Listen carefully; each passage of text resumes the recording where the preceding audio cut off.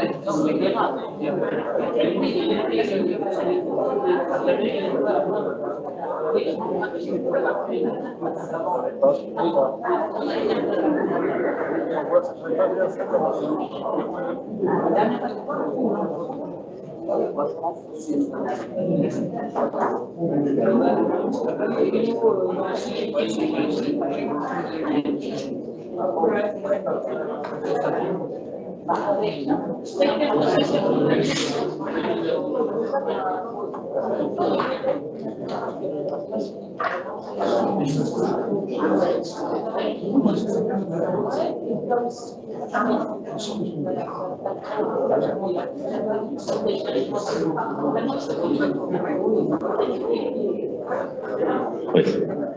Mesdames,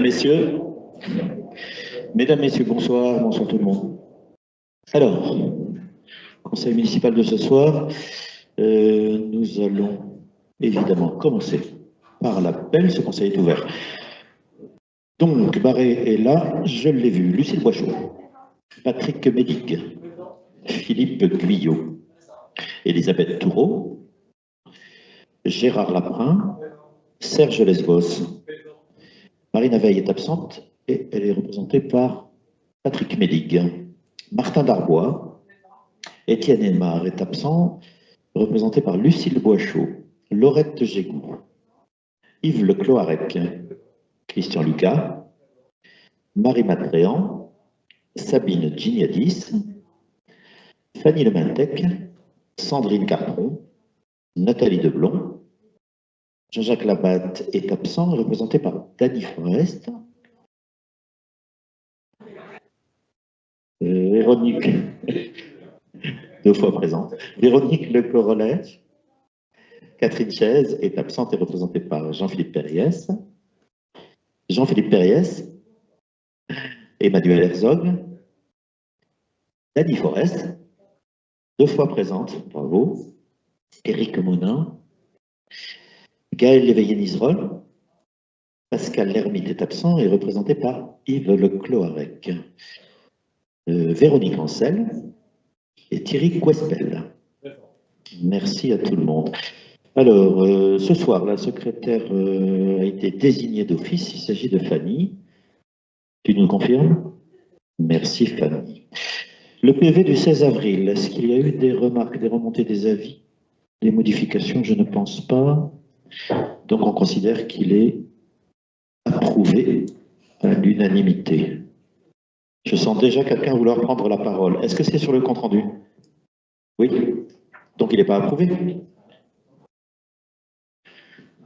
Alors, M. Perriès souhaite parler du compte-rendu du 16 avril. Mais vous ne nous avez pas fait remonter de remarques particulières? Vous n'êtes pas interrompu jusque-là. D'accord. Alors je ne sais pas comment on va l'approuver. Vas-y. Oui. Un, deux, voilà. Donc oui, je ne vous ai pas interrompu parce que nous n'avons pas remonté de remarques, donc je n'avais pas à le faire jusqu'à là. Voilà, écoutez, lors du conseil municipal du 16 avril, notre groupe a fait valoir qu'à son sens, les procès-verbaux des conseils municipaux ne sont pas conformes au CGCT, à savoir qu'ils ne retranscrivent pas la teneur des discussions au cours de la séance. Et là, je cite ce que dit le CGCT, qui s'entend comme le résumé des opinions exprimées sur chacun des points portés à l'ordre du jour. Alors, Monsieur le maire nous a répondu qu'à son sens, la mise à disposition de l'enregistrement vidéo du conseil municipal vaut retranscription de ces échanges. Alors du coup, je vais désormais m'adresser à cette caméra qui devient la gardienne de nos échanges pour dire que, nonobstant, nous maintenons notre position selon laquelle ce PV n'est pas conforme, puisqu'il ne retranscrit pas, par écrit, le résumé de ses opinions exprimées sur chacun des points, etc. etc. Donc, en conséquence, concrètement, tant que le règlement intérieur ne sera pas modifié pour pouvoir se mettre en conformité avec le CGCT, eh bien, nous nous abstiendrons dorénavant d'approuver les PV des conseils municipaux lorsque ça nous sera demandé. Voilà. Dont acte. Donc, nous, on ne va pas changer la procédure pour ça, on continuera à le faire comme d'habitude. Alors, délibération, on va commencer. Numéro 40, modification du tableau des effectifs. Monsieur Laprin, vous souhaitez prendre la parole peut-être? Il est adopté à la majorité?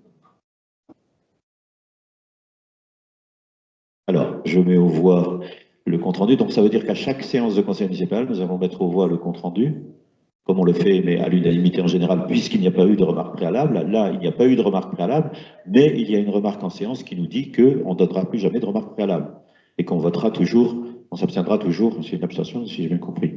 Donc, je mets au vote le PV du 16 avril, qui est contre, qui s'abstient.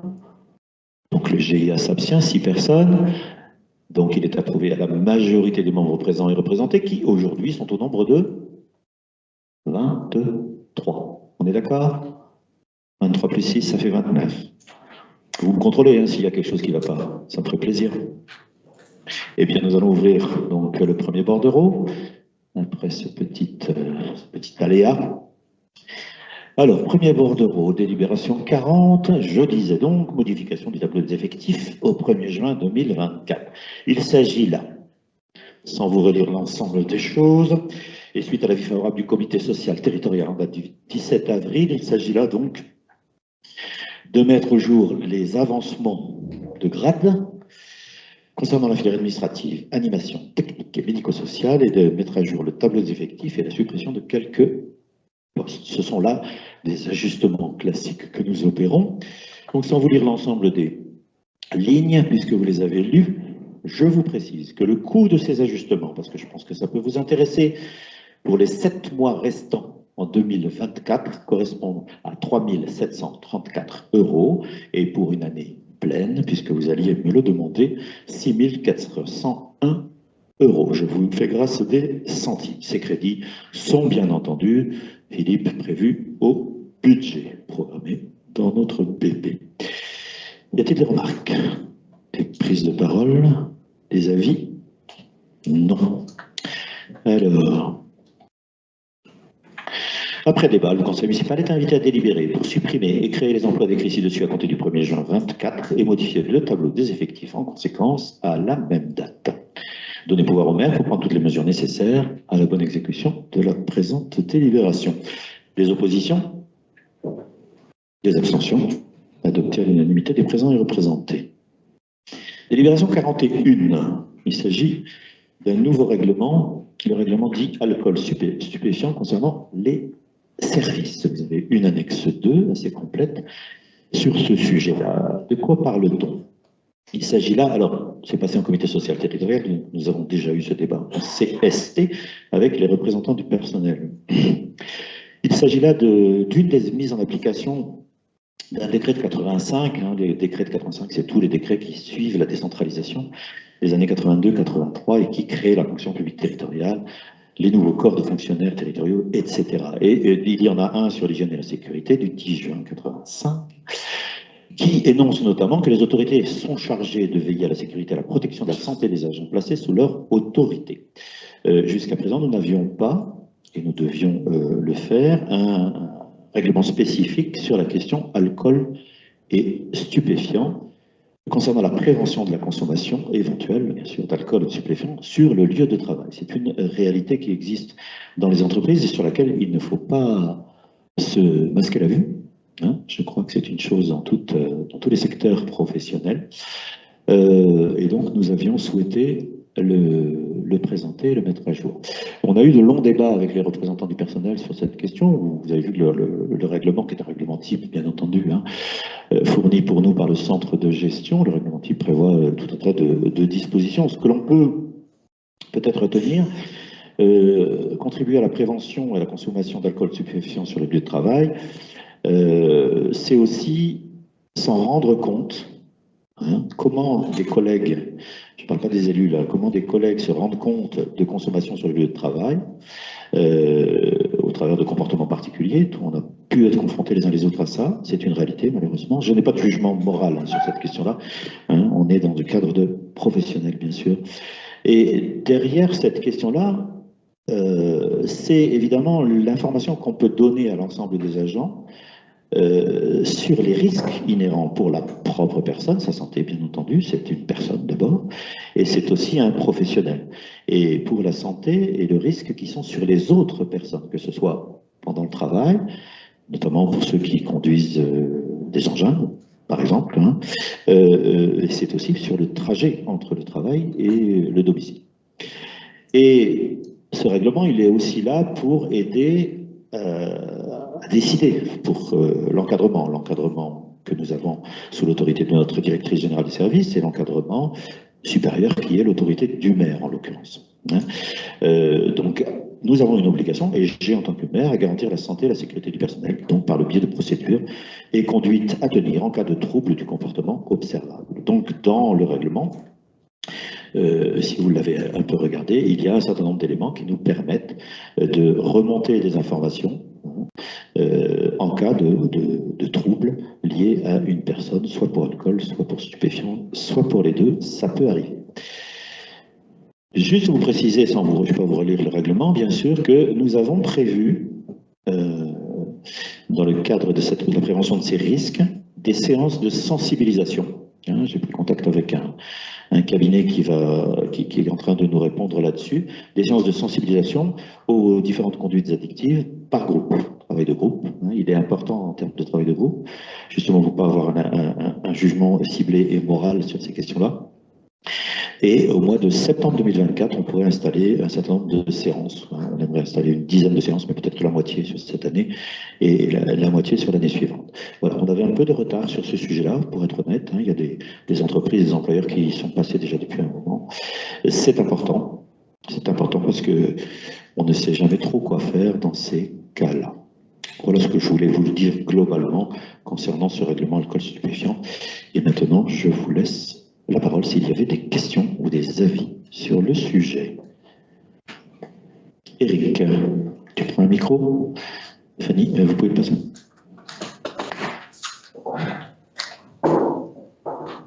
Merci, monsieur le maire, mesdames, messieurs les adjoints, conseillers municipaux. Alors bien sûr, c'est un sujet qui est délicat parce que toujours dénoncer ou inciter un collègue qu'on voit dans un état qui n'est pas tout à fait normal, c'est quelque chose de sensible. Et je dirais que souvent, c'est un problème beaucoup plus profond parce que derrière les addictions, qu'elles soient les substances dont vous avez parlé ou l'alcool, il y a toujours des mots MAUX beaucoup plus profonds. Par contre, en lisant le règlement, j'ai quand même trouvé quelque chose qui était un peu, je trouve, bizarre. Je l'ai lu avec attention. Et notamment qu'il est quand même toléré sur le lieu de travail un taux d'alcoolémie de 0,5 g par litre de sang. Ce qui veut dire que quelqu'un qui arrive matin, midi et soir à 0,49 tous les jours où il travaille, il risque pas grand-chose. Et si, par hasard, comme dans la vie que nous connaissons tous, suite à un repas à midi, un peu plus arrosé que d'habitude, une collègue qui supporte moins l'alcool se trouve à 0,7 dans un état bizarre, elle va être sanctionnée.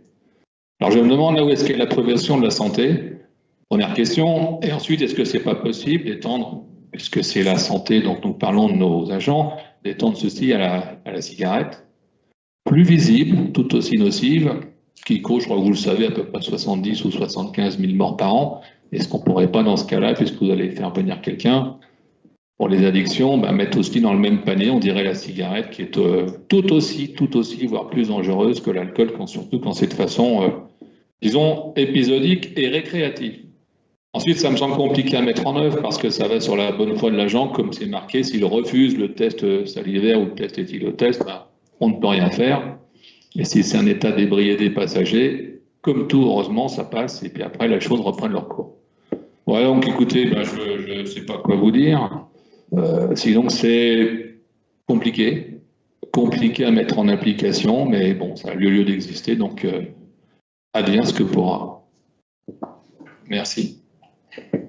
Merci Eric de ces réflexions. Ce que je peux répondre là-dessus, c'est que, alors, concernant la cigarette, hein, dans les formations, sensibilisation, c'est plutôt comme ça, qu'on prévoit, le sujet est intégré. La question du tabac est intégrée. Hein, on a notamment des focus sur les produits psychoactifs, dont le tabac qui en fait partie, en plus du cannabis et de l'alcool. Hein. Donc c'est un sujet qui sera abordé. La deuxième chose qu'on peut répondre sur le taux d'alcool, c'est que la loi, c'est la différence entre l'égalité et interdiction, c'est-à-dire que la loi en France, après chacun l'apprécie comme il le souhaite, mais elle existe et la loi, elle doit être respectée. Et la loi, c'est le 0,5 grammes d'alcool par litre. C'est une loi, ça veut dire que c'est toléré jusqu'à 0,5. et quel que soit le lieu où on est dans sa vie. Alors, on pourrait avoir une approche plus restrictive sur un lieu de travail, mais on s'opposerait, on créerait du droit qu'on n'a pas le droit de créer. Enfin, juridiquement, je pense on pourrait être attaqué, puisque la loi au niveau national, c'est 0,5. Si on est à 0,49, comme tu l'as très bien dit, bah, on ne peut pas être sanctionné. C'est comme la vitesse, hein. Un moment on est en dessous, un moment on est au-dessus. Et au-dessus, on a toujours une petite tolérance en plus. Ce qui n'est pas le cas dans le 0,5 en grammes d'alcoolémie, hein. Donc là aussi, moi, ça me choque. On se dirait c'est zéro ou rien, quoi. Il y a des pays d'ailleurs, il n'y a aucune tolérance, c'est zéro. Les pays nordiques notamment, c'est zéro, point barre, on ne discute pas, quoi.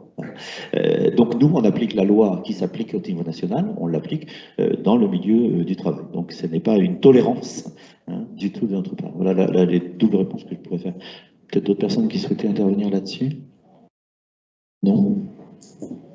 Pas de spécialiste sur le droit du travail et comportement addictif. Bon, écoutez, je vous propose. Enfin, ces débats ont eu lieu en comité social, hein, territorial. Toutes ces questions ont été posées par les représentants du personnel. On est resté longtemps sur le sujet parce que c'est pas simple, effectivement. Et puis, je dis pas que c'est nouveau, mais quand même, c'est en termes de comportement, comment se comporter.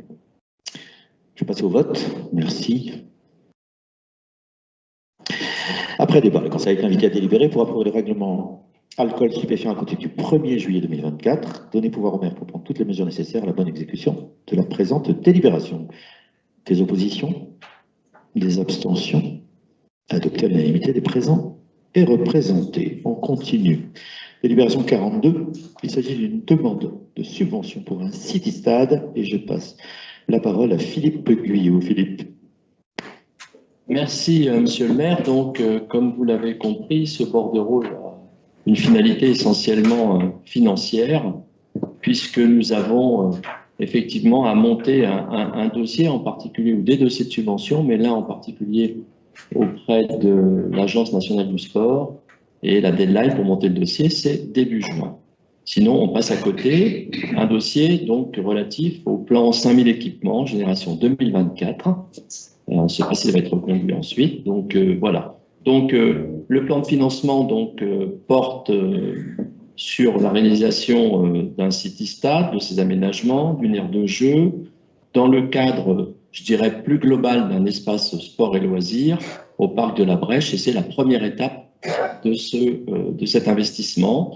Il est indiqué dans le cadre de notre plan pluriannuel d'investissement pour 2025 à hauteur de 350 000 €. Et cette évaluation a été faite dans le cadre d'une étude de programmation réalisée courant 2023 par un cabinet qui nous a évalué les coûts relatifs à l'investissement que je viens de décrire. Voilà, donc parallèlement, on va aussi solliciter le conseil départemental sur le programme de solidarité territoriale et le fonds de concours pour les équipements sportifs de l'agglomération, ce qui, si tout se passe bien, pourrait nous faire un financement à hauteur de 50% de cet investissement. Et on ne manquera pas sur les étapes suivantes, c'est-à-dire ce qui va venir compléter ce qui est décrit dans le bordereau, ce qui va venir compléter ce city-stade, de solliciter d'autres subventions, mais là, le conseil municipal sera à nouveau sollicité pour nous donner l'autorisation d'aller chercher quelques subsides pour équilibrer nos plans de financement. Merci Philippe. Y a-t-il des questions? Intervention? Alors il y a Serge, il y a Véronique qui avait levé le doigt avant toi, Serge. Donc Véronique d'abord. Tu as un micro? Oui. Monsieur le maire, comment peut-on demander à des conseillers municipaux d'approuver une demande de subvention d'un projet sans présenter au préalable ce dit projet en commission de travaux, je fais partie, ainsi que d'Annie, en commission vie associative, dont fait partie d'Annie, en commission vie des quartiers, ah mince, il n'y en a pas eu. Aucune de nous n'a jamais eu de présentation, ne serait-ce qu'une esquisse de projet. Nous n'en avons pas entendu parler avant de découvrir cette délibération. Ça s'appelle mettre la charrue avant les bœufs. Alors, si nous nous félicitons que nos publications vous aient enfin remis en mémoire votre promesse de campagne, Vous semblez désormais confondre vitesse et précipitation. En tant qu'élus, nous avons le sentiment de ne pas être respectés. Même après 4 ans, on ne s'habitue pas à ce fonctionnement, des mots chaotiques. Ce n'est pas tout, en tout cas notre vision d'un fonctionnement démocratique. En conséquence, nous ne participerons pas à ce vote. Alors, une première réponse peut-être, Patrick? Oui.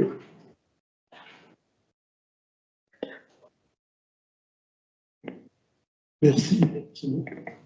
Non, mais une première réponse. Alors, ce projet, il date pas d'aujourd'hui. Hein. Il a démarré, si je me souviens bien, en mars 2021. Hein. Et à l'époque, ça partait d'une demande du Conseil des jeunes. Ça partait de demandes de plusieurs jeunes d'Aradon, hein, qui avaient écrit individuellement. Et puis, ça partait aussi de clubs sportifs comme l'USA ou l'association des loisirs aradonnais. Voilà. Et je me rappelle, on avait fait dans cette même salle une grande réunion. On était autant que le conseil municipal là aujourd'hui. Et, la commission vie associative était invitée, ainsi que la commission jeunesse, hein, puisque c'était issu du conseil municipal des jeunes. Et donc, on avait écouté les gens, et puis il y avait eu plusieurs choses qui étaient sorties, plusieurs demandes. Et puis, voilà. Donc ça, c'était en mars 2023, avec, alors 21, mars 2021, avec beaucoup de demandes, des pump tracks, city park, bien sûr, terrain de saucis, autre chose, skatepark, c'est ça, il y a tous des mots très anglais. Donc voilà, donc il y avait beaucoup de demandes. Je me rappelle à cette réunion, il fallait aussi choisir un lieu, parce qu'on n'avait pas de lieu possible au départ. Voilà, donc c'est parti un peu comme ça. Après, il y a eu d'autres réunions avec les jeunes. Et puis, est venu se greffer d'autres demandes de personnes plus anciennes qui souhaitaient, par exemple, avoir un terrain de pétanque. Après, il y a eu des demandes au niveau des familles en disant ça serait bien que si un équipement comme ça, on puisse aussi venir pique-niquer, donc mettre des tables, etc., que ça soit vraiment un espace convivial pour tout le monde. Et donc, c'est pour ça qu'aujourd'hui, on appelle ça l'espace sport-loisir pour comment dirais-je, répondre aux attentes de toutes les demandes qu'on avait. Donc voilà, en 2023, on a demandé à Morbihan, à un service de Morbihan Habitat de nous faire la possibilité, donc sur le terrain de la Brèche, parce que c'était le seul terrain où l'on pouvait faire quelque chose, donc de nous faire une esquisse pour voir si on pouvait placer toutes les demandes qu'on avait à l'époque. Et les demandes, c'était, alors il y avait le City Park avec une piste autour, il y avait donc un terrain de beach volley qui, je rappelle, était il y a une certaine époque près du camping qui a disparu depuis. Hein. Donc il y avait une demande sur le beach volley, il y avait une demande aussi sur le basket de rue, hein, le 3-3. Il y avait donc ce fameux terrain de pétanque qui pouvait servir à autre chose. Et puis aussi, venu se greffer, ce que j'ai oublié aussi, comme le choix avait été fait au niveau de la maison des associations et que le terrain d'espace de jeu qui était au niveau de la Brèche, donc disparaissait, et donc il fallait aussi, la demande était aussi de pouvoir positionner un terrain de jeu assez conséquent pour les plus jeunes. Donc voilà, donc là on a eu une esquisse, aujourd'hui il n'y a rien d'arrêté, il n'y a absolument rien de fait. On va donc, là l'occasion aujourd'hui on a eu l'occasion d'avoir des financements pour aider à ce projet, donc voilà, on n'en est que là. Et je vous assure que dès qu'on va avoir un contact avec un maître d'œuvre, etc., on fera une réunion dès la rentrée et où on pourra présenter la première partie de ce projet. Et voilà, on ne peut pas vous en dire plus aujourd'hui. Mais soyez-en certains, vous serez informés et vous participerez à ce projet. Merci Patrick. Serge, je voulais prendre la parole. Serge. Juste une précision, la démolition de la salle actuelle, est-ce qu'elle fait partie de ce lot de travaux?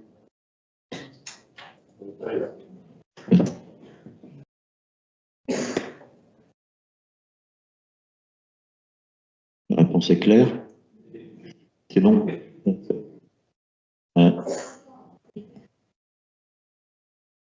Pardon, quelqu'un veut reprendre la parole?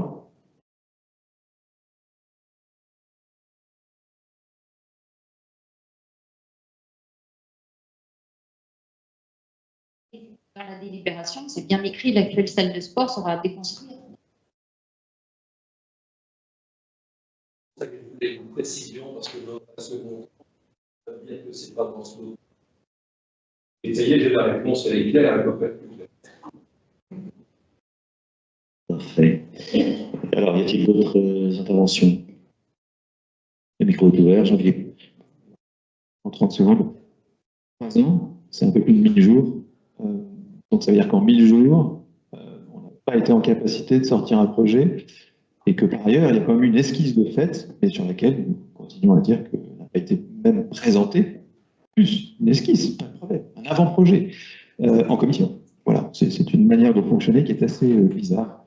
Donc on demande des sous pour un projet qu'on n'a pas encore établi, mais sur la base d'esquisses qu'on ne montre pas à tout le monde. C'est effectivement un fonctionnement assez peu démocratique. Patrick, vous voudrez répondre? Vas-y, Patrick. Je viens de te dire, nous, la demande qu'on avait fait à Morbihan Habitat à l'époque, c'était de dire la possibilité de pouvoir mettre tous les équipements qui étaient demandés. Voilà, c'est tout. Donc on est clair. Et la réponse était, on peut mettre ces équipements. Maintenant, aujourd'hui, le City Park, il va être côté droit, il va être côté gauche, il va être... Voilà, on n'en sait rien. Donc voilà, attendez, soyez patients, et dès qu'on aura la première esquisse, on fera une réunion et on vous présentera ça, sans vouloir cacher les choses, enfin franchement. Maintenant, à ta réponse, c'est long 3 ans, bah oui, c'est sûr, c'est long 3 ans, mais pour faire les choses, il faut que ça soit mis au budget, et il y a eu d'autres choses qui se sont faites entre-temps, et voilà, maintenant c'est le tour du City Park, et donc c'est prévu sur le budget 2024-2025. Ah, Philippe. J'espère que la démarche n'est pas pour nous priver des 70 000 euros potentiellement sollicitables auprès de l'ANS, parce qu'en fait, c'est bien l'objet unique de ce bordereau, et ça serait dommage, et vous nous l'auriez reproché, qu'on puisse passer à côté de subsides pour pouvoir financer, on l'espère à hauteur de 50%, un équipement. Je comprends, mais bon, je crois que vous avez eu les explications sur l'état d'avancement du projet, sauf que là, on est en deadline pour la présentation du projet financier. Donc, on le fait avec l'évaluation qui a été faite, et vous aurez les précisions complémentairement, parce que sinon, on va passer à côté de subsides éventuels. Voilà, c'est simplement l'objet de cette démarche. J'espère que vous la comprenez. Merci, Philippe. C'est bon? Alors, après débat, le conseil municipal est invité à délibérer pour solliciter toutes les subventions et tous les fonds de concours auxquels la commune peut prétendre pour la réalisation de cette opération. Autoriser le maire à prendre toutes les dispositions utiles et signer tous les documents nécessaires à la mise en œuvre de cette délibération. Y a-t-il des oppositions? Y a-t-il des abstentions? Nous avons donc 6 abstentions. Et donc, nous avons 23 votes pour. Merci. Délibération 43, un déclassement de voirie au Pelven. Gérard, ça va, c'est Juliette? Ah, je vous rassure, Juliette va bien. Hein? Je peux... Une suspension de séance, non? Peut-être pas, quand même. Ah, une abstention. Allez, on continue. Donc, je disais, un déclassement de voirie, pardon. Enfin, il y a 2 délibérations qui suivent. Hein. Je passe la parole à Gérard pour la première, la 43. Gérard. Il y a 2 bordereaux qui traitent du sujet.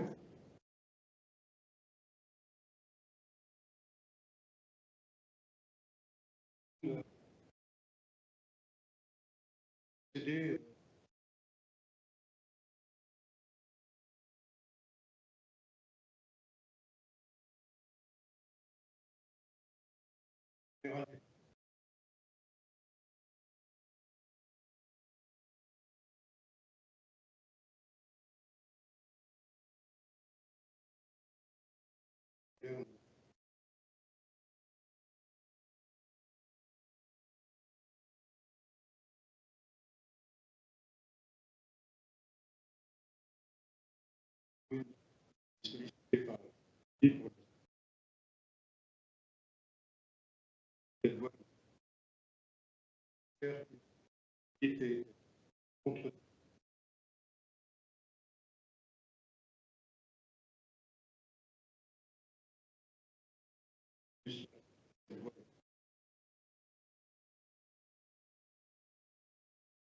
Considérant la désaffection matérielle de la voie, il est proposé au conseil municipal de déclasser la voie du domaine public routier communal.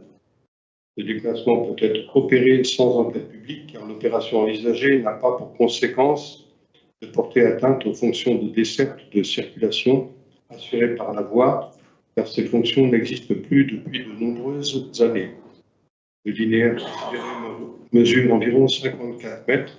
Les services d'un géomètre sont nécessaires afin de mesurer précisément la surface déclassée. Vous avez le plan sur le bordereau. Merci Gérard. Une intervention? Question? Non, on va voter. Et après débat, le conseil municipal est invité à délibérer pour constater la désaffectation de l'impasse située au lieu dit Le Pelven, approuver le déclassement de la dite impasse, donner pouvoir au maire pour prendre toutes les mesures nécessaires à la bonne exécution de la présente délibération. Les oppositions? Abstention? Adopté à l'unanimité des présents et représentés. La délibération 44 qui suit donc concerne toujours cette impasse. Je cède à nouveau la parole à Gérard Laprin. Gérard. Les mêmes articles du code. En plus,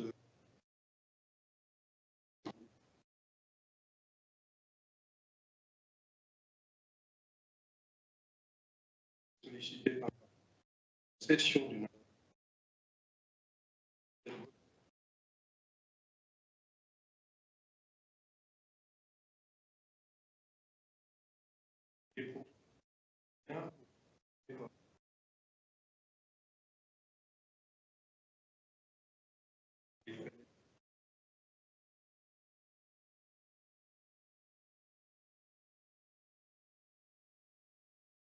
Merci Gérard. Des questions? Non. Après débat, le conseil est invité à délibérer pour céder la parcelle dans les conditions énoncées ci-dessus, donner pouvoir au maire pour prendre toutes les mesures nécessaires à la bonne exécution de la présente délibération. Les oppositions, les abstentions, adoptées à l'unanimité des présents et représentés. Délibération 45, acquisition de la parcelle d'une parcelle dite ZK 260. Et Pascal Lermite étant absent comme rapporteur, c'est Gérard Laprin qui va nous le faire, ce rapport. Gérard.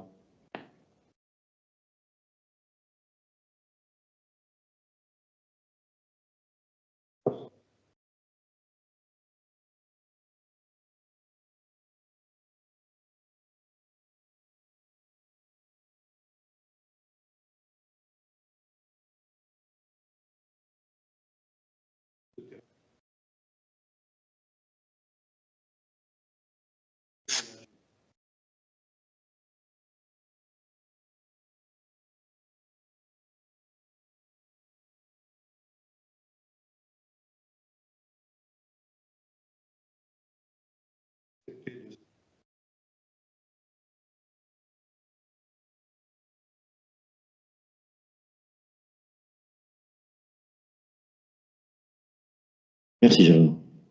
Des questions? Interventions? Non.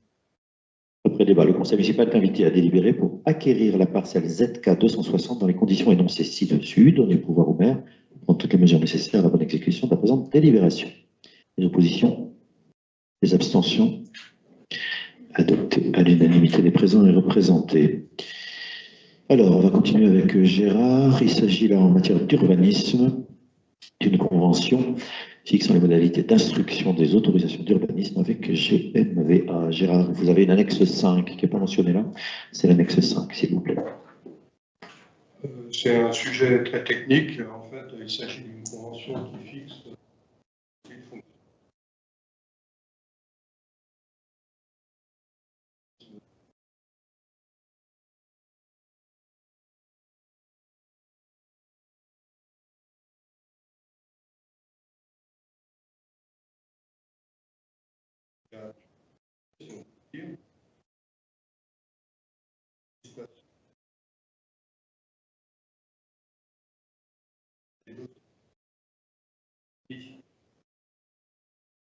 et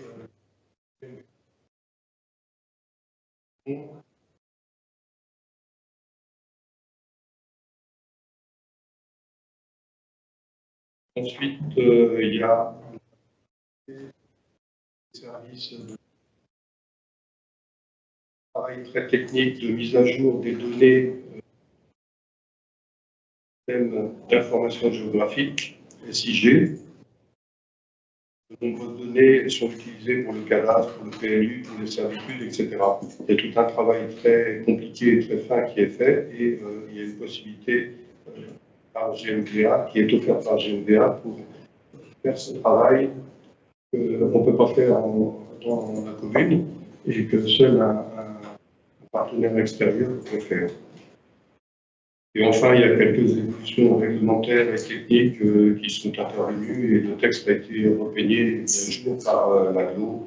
Et dans l'annexe que vous avez pu voir, il y a beaucoup de choses en bleu qui sont relativement mineures, je dirais, et qui mettent la convention dans le moment. Je ne sais pas si je dois lire tout le bordereau, compte tenu de ce côté un peu technique. Tout le monde l'a vu, tout le monde est au courant. Simplement, je peux ajouter que pour l'instruction des dossiers d'enseigne, ce sera facturé par GMVA au prix de 100 € par dossier. Ensuite, pour l'intervention globale sur les données SIG, c'est un coût de 500 € de l'opération. En gros, là, par exemple, on va payer 500 € à l'occasion de la révision du PLU. C'est un forfait, si vous voulez, global, qui permettra d'avoir une assurance, effectivement, d'avoir des bonnes données révisées, mises à jour, etc. On sécurise l'instruction et on garantit la commune que la publication du PLU est effectivement correctement mise sur le géoportail de l'urbanisme. Donc là-dessus, en plus, il y a des petites possibilités, c'est qu'on a le droit, la possibilité de demander à nous de s'occuper des lettres qui ont dénommé les lettres du premier mois. C'est les premières remarques qu'on doit faire dès qu'on a reçu un dossier d'urbanisme. S'il manque des pièces, ou s'il y a des choses particulières qui peuvent augmenter les délais d'instruction, il faut les formuler rapidement.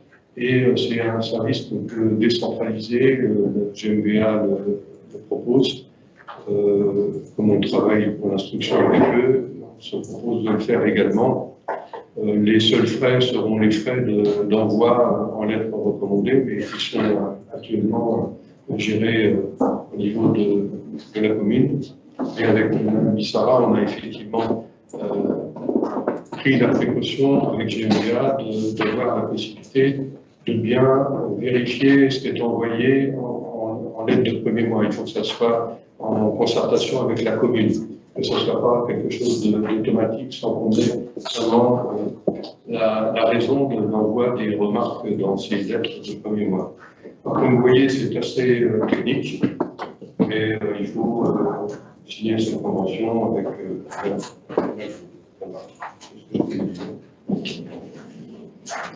Merci Gérard, c'est bon? D'accord. Est-ce qu'il y a des demandes de renseignements, questions? Non? Eh bien, nous allons passer au vote après débat. Le conseil municipal est invité à délibérer pour approuver la convention ADS telle que rédigée en annexe et transférer la compétence d'instruction au service de GMVA, donner pouvoir au maire pour prendre toutes les mesures nécessaires à la bonne exécution de la présente délibération. Les oppositions? Abstention? Adopté à l'unanimité des présents et représentés. Alors, nous allons continuer avec la délibération 47. En matière d'environnement, nous allons parler de la lutte contre les déchets abandonnés. Vous avez, c'est l'annexe 4, il y a eu une inversion de 2 annexes. Et c'est Sandrine Cartron qui va nous en parler. Sandrine. Merci. Vous m'entendez? Merci. Donc, avant de vous lire le bordereau, je vais introduire le sujet. Donc, la loi anti-gaspillage pour une économie circulaire, la loi AGEC, entend accélérer le changement de modèle de production et de consommation afin de limiter les déchets et préserver les ressources naturelles, la biodiversité et le climat. Dans ce cadre et en application de cette loi, l'éco-organisme Citeo, agréé par l'État, accompagne les collectivités pour le nettoiement des déchets abandonnés aux abords des points d'apport volontaires, des corbeilles ou dans les zones d'activité. GMVA a déjà approuvé une convention de soutien pour la lutte contre les déchets abandonnés à l'occasion du Conseil communautaire du 28 septembre 2023 et propose aujourd'hui aux communes qui le souhaitent de signer une convention de groupement. Celle-ci permettra à GMVA d'assurer le portage et le suivi de la convention. À ce jour, 29 communes sont amenées à délibérer. Pour information, la convention de groupement a été approuvée lors du Conseil communautaire du 14 décembre 2023. Il s'agit donc de l'annexe 4. Chaque commune adhérente se verra verser une aide financière pour la gestion de sa propreté urbaine sans avoir à changer son mode de fonctionnement actuel. Les engagements attendus de la part des communes sont la désignation d'un référent de lutte contre les déchets abandonnés et pour Arradon, il s'agit du responsable voirie. La réalisation d'un diagnostic territorial et la proposition d'actions de prévention. Il sera également nécessaire d'établir chaque année un bilan des actions comprenant un suivi d'indicateurs et la cartographie des hotspots, c'est-à-dire les sites où se concentrent les déchets abandonnés. Enfin, il faudra fournir le détail de l'organisation et les charges liées à ces déchets. Cette convention s'inscrit également dans le cadre du PCAET. Et à l'occasion d'une prochaine commission transition écologique, nous présenterons les différentes actions qui sont déjà menées sur la commune et nous pourrons échanger sur les pistes d'action possibles.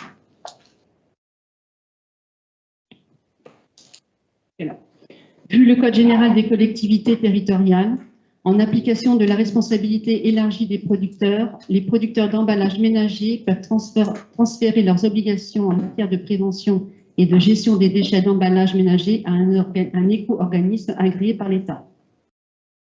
Celui-ci perçoit alors les contributions de ses adhérents lui permettant d'accompagner les communes et intercommunalités pour les déchets d'emballage ménager abandonnés. Dans ce cadre, Citeo, éco-organisme agréé, propose l'accompagnement spécifique articulé autour d'engagements réciproques visant à optimiser les opérations de nettoiement, d'un soutien financier au coût de ces opérations dont le barème est fixé dans le cahier des charges. Pour ce faire, Citeo propose une convention type de soutien pour la lutte contre les déchets abandonnés diffus, la convention LDA, validée par l'État. Dans ce cadre, Golfe du Morbihan Van Agglomération a proposé aux communes de son territoire de coordonner un groupement s'insérant dans ce dispositif. Il est demandé aux membres du groupement de s'engager à désigner un ou des référents pour la coordination des moyens, des compétences et des actions afin d'être l'interlocuteur du responsable du groupement, donc GMVA. Établir et mettre en œuvre le plan de lutte contre les déchets abandonnés avec le responsable du groupement. Opérer le suivi des dépenses et des opérations au titre de la convention LDA et assurer le reporting auprès du responsable du groupement. En contrepartie, le responsable du groupement est chargé de coordonner le dispositif ainsi que de percevoir et répartir le soutien financier octroyé. La convention établit la répartition. Les montants alloués à la commune d'Arradon sont fixés de la manière suivante. La première année, 12 941 €, la deuxième année, 8 627 € et la troisième année, 8 627 €. Merci Sandrine. Y a-t-il des questions, des interventions sur ce bordereau? Non. Après débat, le conseil municipal est invité à délibérer pour approuver les termes de la convention pour la lutte contre les déchets abandonnés diffus, donner pouvoir au maire pour prendre toutes les mesures nécessaires à la bonne exécution de la présente délibération. Des oppositions, des abstentions, adoptées à l'unanimité des présents et représentés. Délibération 48, deux bordereaux qui vont se suivre, la 48 et la 49, qui vont avoir trait au projet d'aménagement-réaménagement de la pointe d'Arradon. Et je vais, dans les deux cas, laisser la parole à Martin Darbois pour commencer par la convention sur un groupement de commandes. Martin, tu as la parole. Merci, monsieur le maire. Oui, nous discutons, commune d'Arradon, avec la Compagnie des Ports depuis quelques mois. Nous aboutissons aujourd'hui à la mise en place d'un groupement de commandes également, nous verrons tout à l'heure la discussion autour des parkings de la pointe d'Arradon. Il s'agit de l'aménagement de la pointe Et nous avons tous l'intention de faire évoluer les choses, mais de manière sereine et avec tout le monde. Donc, je vais vous lire la délibération parce qu'elle est très explicite. La commune d'Arradon et la Compagnie des Ports du Morbihan ont engagé d'un commun accord une étude de faisabilité d'aménagement de la pointe d'Arradon en mars 2021. Cette étude, réalisée par la société Atouport, construite à partir d'une concertation avec les usagers de la pointe, a donné lieu à la rédaction d'un livre blanc en date du 28 octobre 2022. Les enjeux, les propositions, les priorités retenues, notamment en termes de mobilité et de stationnement, y sont étudiés. Ils constituent un champ des possibles. C'est-à-dire que rien n'est décidé à cette date. Ce sont des propositions. Ces démarches ont été diagnostiquées, évaluées et partagées par les deux maîtres d'ouvrage. Sur cette base, la commune d'Arradon et la Compagnie des Ports du Morbihan ont décidé de co-signer une lettre d'intention marquant leur souhait de poursuivre ensemble le projet et engager les démarches d'aménagement et de services proposés. Dans ce cadre, un comité de pilotage a été constitué pour définir et décider des orientations du projet. Il apparaît nécessaire de constituer un groupement de commandes pour parfaitement coordonner la maîtrise d'œuvre et les interventions de travaux sur les domaines communaux et portuaires. La convention fixe les objectifs et le périmètre d'action du groupement de commandes, ainsi que les modalités de fonctionnement et de prise de décision. Je ne vais pas vous commenter trop le schéma que vous avez. Ce qui est intéressant, c'est qu'il existe un COPIL, donc un comité de pilotage où tout le monde est représenté et qui est un organe pas de décision, mais de présentation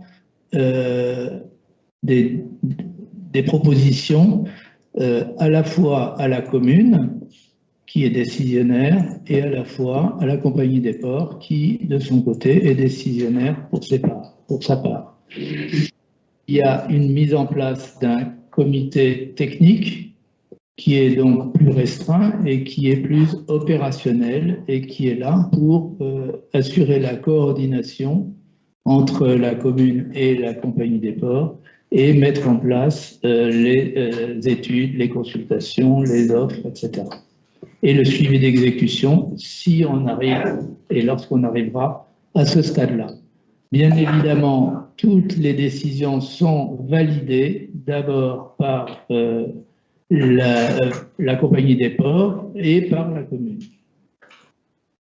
La Convention définit la répartition des financements et subventions pour les études et les travaux, à savoir prestation des frais annexes de tous les marchés de maîtrise d'œuvre, d'implantation et de travaux, frais d'études, frais de publication, etc. Compagnie des Ports, 50%, commune d'Arradon, 50%.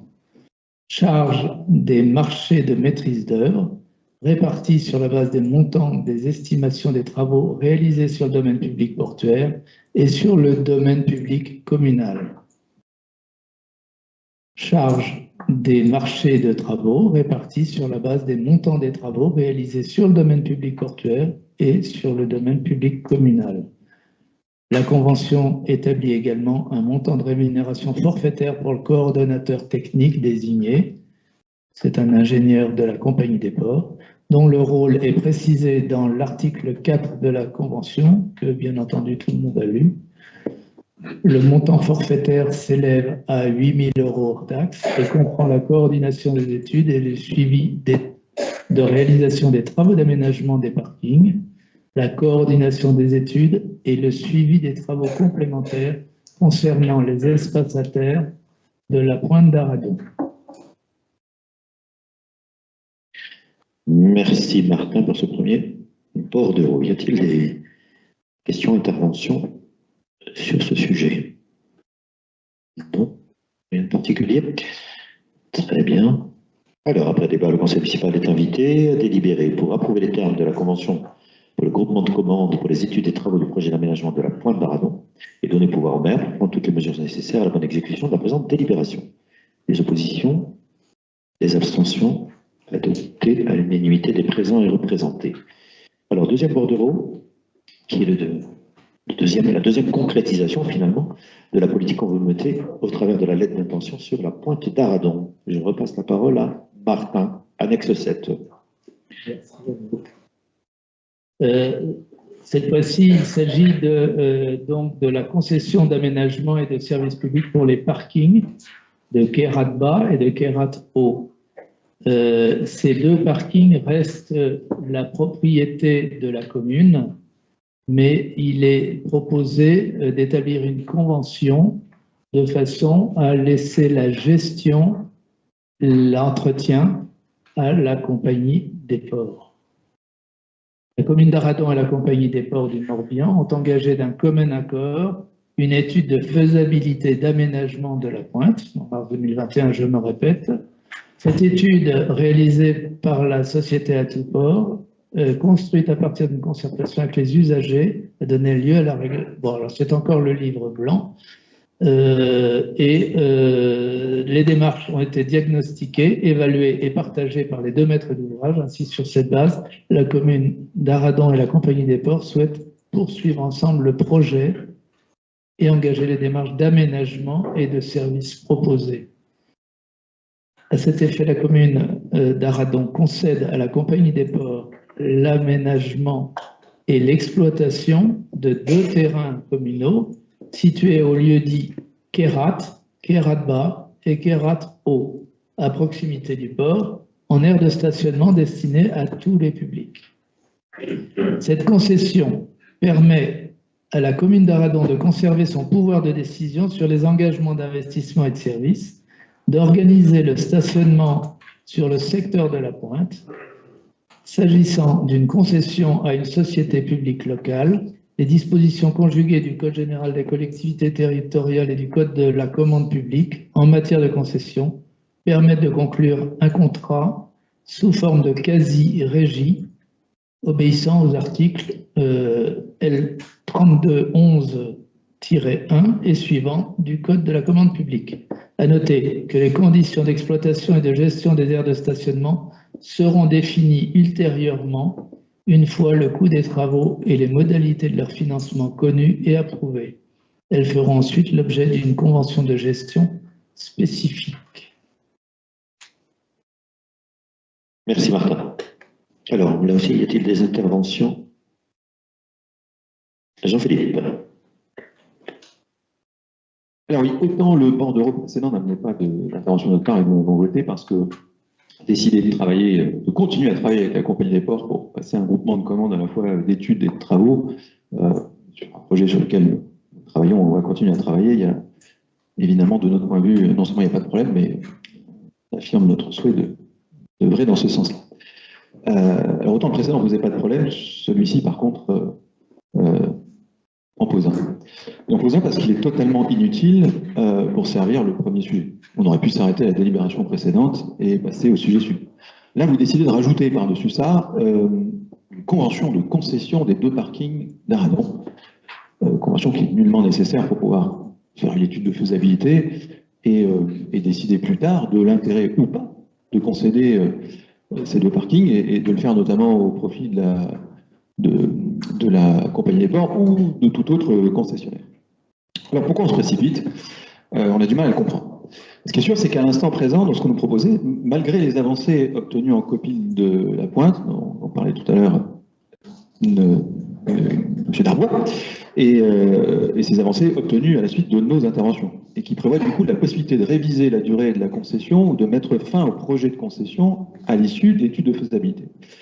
Eh bien, malgré ces avancées, l'objectif, toujours indiqué dans cette convention de concession, mais qui ne nous est pas cité dans la délibération et que M. Darbois n'a pas non plus cité, je crois que c'est important de le rappeler, c'est que l'objectif est celui d'une concession de 40 ans. Et il reste présent et affirmé dans la convention qu'on nous demande de valider ce soir. Je cite, article 2.1, durée, La présente convention prendra fin le 31 décembre 2064, donc 40 ans. Durée nécessaire à l'amortissement des aménagements à réaliser par la compagnie.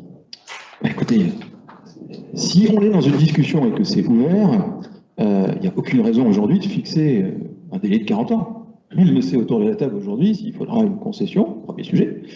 Et s'il en faut une, est-ce que ce sera sur 40 ans, sur 20 ans, 10 ans, 5 ans, ça dépendra complètement des niveaux d'investissement qu'on fera. Donc, mettre aujourd'hui et graver noir sur blanc dans une convention que vous nous proposez de valider ce soir, un engagement pour concéder ces 2 parkings pour 40 ans à la compagnie des ports, ça nous paraît aujourd'hui non seulement totalement inutile par rapport au sujet dont nous sommes en train de discuter, mais même totalement décalé par rapport au peu de connaissances que nous avons du sujet à l'instant présent. Alors, nous considérons très clairement que la durée éventuelle de la concession doit être une des variables du projet et non un axiome de base qui nous est imposé. Donc, elle devrait être fixée, cette durée, encore une fois, éventuelle, ultérieurement, en fonction des résultats de l'étude de faisabilité qu'on aura, vous ne l'avez pas précisé, mais d'après ce qu'on a compris, d'ici la fin de l'année, et donc il n'y a aucune urgence aujourd'hui de nous proposer ce que vous nous proposez. Donc, et surtout, ce qu'on attendra à l'issue de cette étude de faisabilité, c'est plusieurs scénarios, comme je l'ai indiqué à l'instant présent, à la fois de niveau d'investissement, de durée, de fonctionnement, etc. etc. Donc aujourd'hui, ce bordereau est totalement inutile, sauf à ce que vous nous indiquiez très clairement, ce que vous êtes en train de faire, que vous avez déjà pris la décision de concéder les 2 parkings de la Pointe pour les rendre payants pour les 40 ans à venir. Et si clairement c'est cela, et ça ne peut pas être autre chose, sinon ça ne serait pas mentionné, alors là c'est clair qu'on ne vous suivra pas du tout sur le sujet, nous sommes fondamentalement opposés à cette position, en tous les cas avec le peu d'informations qu'on a à ce jour. Alors, Martin d'abord, qui c'est qui voulait prendre la parole? Philippe et puis Gérard. Martin. Je voudrais dire très brièvement que dans la durée de convention pourra être révisée selon les résultats de l'étude de faisabilité et d'exploitation. C'est mentionné à l'issue de la phrase qui a été citée tout à l'heure. Sinon, effectivement, la décision n'est pas prise de faire payer toujours sur les 2 parkings. Le parking de Keratba restera gratuit à la demande de la commune. Le parking de Kerat-Haut ne sera pas toujours payant, il le sera à certaines périodes qui seront toujours discutées, et les tarifs aussi seront discutés avec la commune, conjointement avec la compagnie des ports. Merci Martin. Donc tu nous as bien dit qu'il y avait ce qu'on appelle en gros une clause de revoyure. C'est ça le terme qu'on pourrait employer? Oui, c'est une clause de revoyure. Ça veut dire que effectivement, la durée prévue est celle qui est annoncée, mais elle pourra être révisée si l'étude de faisabilité et d'exploitation ne permettent pas de faire une opération équilibrée. D'accord. Philippe. Simplement, bon, effectivement, Martin, tu viens d'évoquer les 2 sujets que je voulais évoquer. La lecture que tu as faite, Jean-Philippe, de l'article 2 était incomplète, puisque tu as oublié la dernière ligne que vient de citer, la dernière phrase que vient de citer Martin. Voilà, comme ça, c'est bien, et tu l'as dit toi-même, la durée de la convention pourra être révisée selon le résultat de l'étude de faisabilité d'exploitation. C'est bien inscrit dans le projet de la convention. Donc ça, c'est le premier point. En ce qui concerne le torchon rouge que tu brandis sur la gratuité, la non-gratuité, ou le fait que les 2 parkings soient payants, je rappelle simplement la lettre d'intention que nous avons signée avec la compagnie des ports. Je me permets de le lire pour compléter un petit peu les propos de Martin. La mise à disposition sur la base d'une convention de gestion à venir, donc ça va là. Des terrains municipaux de Keratba et Kerat-Haut à la compagnie des ports du Morbihan en vue d'y aménager les stationnements gérés en concertation avec la commune d'Arradon. La modularité des accès et la tarification selon la saison pour la gestion des parkings seront essentielles pour garantir l'accessibilité pour tous. Ainsi, la commune souhaite inscrire dès à présent la gratuité de Keratba et la modularité pour Kerat-Haut. La durée de la convention de gestion, etc. sera décidée en concertation Ça va être le coup d'après avec la commune. Le projet de gestion des terrains sera soumis pour approbation au conseil municipal. Voilà pour être totalement complet sur les deux aspects, les deux points que Martin vient d'évoquer et qu'il avait déjà bien entamé. Merci Gérard. Je ne vais pas apporter grand-chose de nouveau, mais quand même, sur le plan qu'on a à la fois dans le protocole, dans la convention et dans le bordereau, il est bien marqué qu'il y aura un marque gratuit. Alors c'est écrit en petit, effectivement, je vous l'avoue, mais c'est écrit gratuit quand même. Dire que les rendre payants.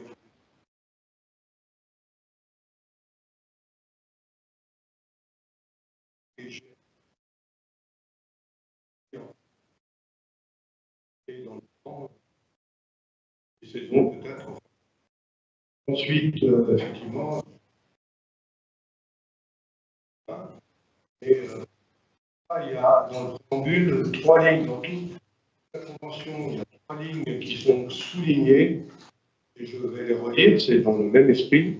À noter que les conditions d'exploitation et de gestion des aires de stationnement seront définies ultérieurement une fois le coût des travaux et les modalités de leur financement connus et approuvés.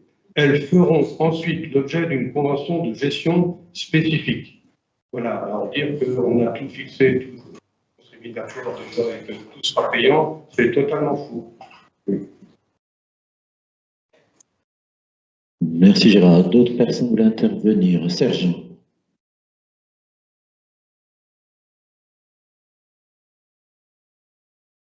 Oui, je regrette qu'on aborde cette question de l'aménagement de la pointe uniquement par cet aspect, on va faire payer les stationnements, etc. Je dis simplement que le début des discussions qui ont eu lieu sur ce projet, le constat qui a fondé ces discussions, c'était les difficultés d'arriver là-bas, les afflux de voitures, la difficulté à se déplacer avec des gamins qu'on tient par la main, la difficulté de circuler à vélo, les voitures qui ne trouvent pas de place dans le parking de Kerat Haut, qui s'en vont un peu plus loin pour voir si ça marche, et ça ne marche pas, et on va encore un peu plus loin sur l'allée de la Pointe. Donc ça, c'est la réalité. Il y a eu des ateliers qui ont été faits dans cette salle, et tous les partenaires qui travaillent sur la pointe ou qui vont s'y promener étaient représentés. Dans un premier temps, chacun a défendu un peu sa paroisse en disant que non, c'était pas bien ça parce que ça l'embêtait lui. Mais à la fin de la discussion, on s'est aperçu qu'il y avait un consensus sur les objectifs à atteindre. Et les objectifs, c'est pas seulement nous en 2024 qui devons les atteindre, mais de toute façon, ce projet, il existera. On ne peut pas imaginer que dans 10 ans, dans 20 ans, dans 30 ans, on soit dans le même désordre qu'on est actuellement. Alors, je voulais préciser aussi que l'étude de faisabilité dont parle Jean-Philippe, mais Jean-Philippe a pris connaissance du sujet assez tardivement. Nous, ça fait 2 ans qu'on y travaille. Jean-Philippe, c'est un peu plus récent. Et donc, toutes les discussions qui ont eu lieu ont permis de nourrir le sujet. Et ce sujet, c'est quoi? C'est des travaux qui sont à faire sur la concession, sur l'eau et sur le territoire terrestre, à savoir que le projet qui avait été mené il y a une douzaine ou quinzaine d'années s'était arrêté à la moitié du gué, à savoir qu'on avait refait les bâtiments de belle facture.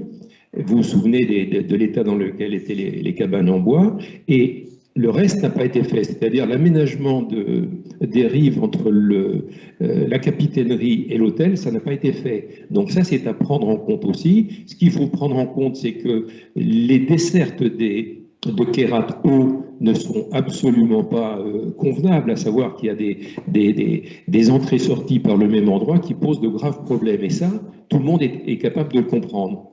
D'autre part, la circulation en voiture depuis le rond-point de Kerat jusqu'au petit rond-point du début de la concession sont problématiques. Il faudra bien arriver à avoir dans cet endroit-là une zone de circulation à 20 km/h avec des précisions sur les vélos et sur les piétons. Aujourd'hui, qu'est-ce qu'on voit? On voit des voitures qui roulent vite sur cet espace-là, c'est pas acceptable.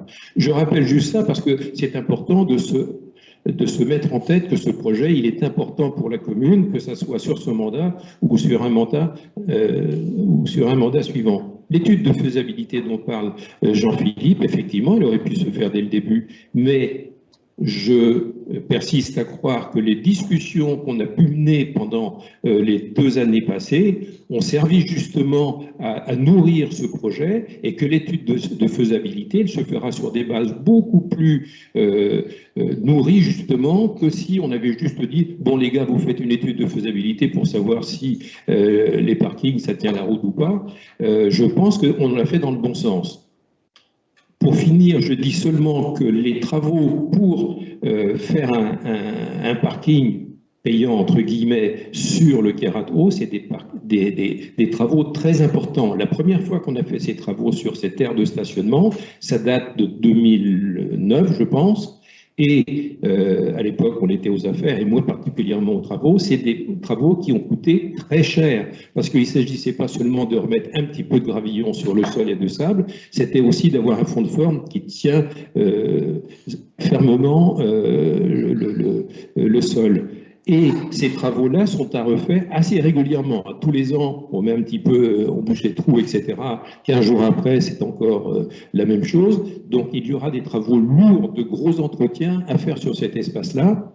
Et moi, a priori, ça ne me choque pas qu'une concession se fasse sur cet endroit-là, c'est-à-dire que les gens qui prendront cette concession eh bien, auront la charge de faire les travaux nécessaires pour aménager de façon correcte cet espace-là, et qu'on y mette un petit peu d'années sur la date de la concession. Ça n'est pas si choquant que ça, d'autant que je crois savoir qu'il y a déjà un préalable, il y a déjà quelque chose qui existe sur la commune, il y a déjà une concession qui est sur plusieurs décennies. Donc tout ça m'amène à croire qu'il faut se souvenir que ce projet-là, il est important, et de ne pas le prendre juste par le petit bout qui va agacer tout le monde. Merci Serge pour tes propos. Y a-t-il prise de parole? Jean-Philippe. Je voudrais remercier Serge pour son intervention tout à fait pertinente, en tous les cas qu'il l'est et qu'il aurait été par rapport au bordereau précédent, c'est-à-dire pour mettre en avant l'intérêt de ce travail en commun que nous voulons faire avec la compagnie des ports, mais je dirais que, aussi pertinent soit-il, il n'a finalement pas d'intérêt puisque nous sommes à l'unanimité d'accord pour le bordereau précédent. Pour celui-ci, je continue à dire que si tu parles de consensus sur la notion d'aménagement, tu as raison, mais un consensus sur une concession de 40 ans à ce soir, alors là, je te mets au défi de me dire qui est d'accord pour une telle approche. Cette concession à l'instant présent, elle est indéfendable, car nous ne savons pas où nous allons, et seule l'étude de faisabilité pourra nous dire si, encore une fois, une concession est nécessaire et sur quelle durée.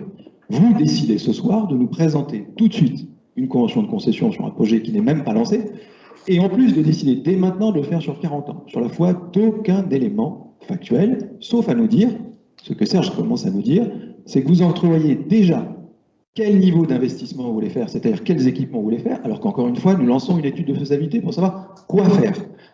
Et ça veut dire qu'en fait, vous avez déjà pris des décisions en amont. Donc, encore une fois, c'est ça qu'on vous explique. On ne peut pas participer, et je pense que les Aradonnais seront fort mécontents de voir qu'un conseil municipal, si c'est la décision que vous prenez, est prêt à engager la concession d'un terrain qui appartient aux Aradonnais et auxquels ils sont extrêmement sensibles pour les 40 ans à venir, en sachant même pas ce qu'on va en faire, et en nous expliquant gentiment qu'on va garder la main sur la manière de gérer ces deux parkings, tout en donnant la concession pendant 40 ans à un organisme extérieur.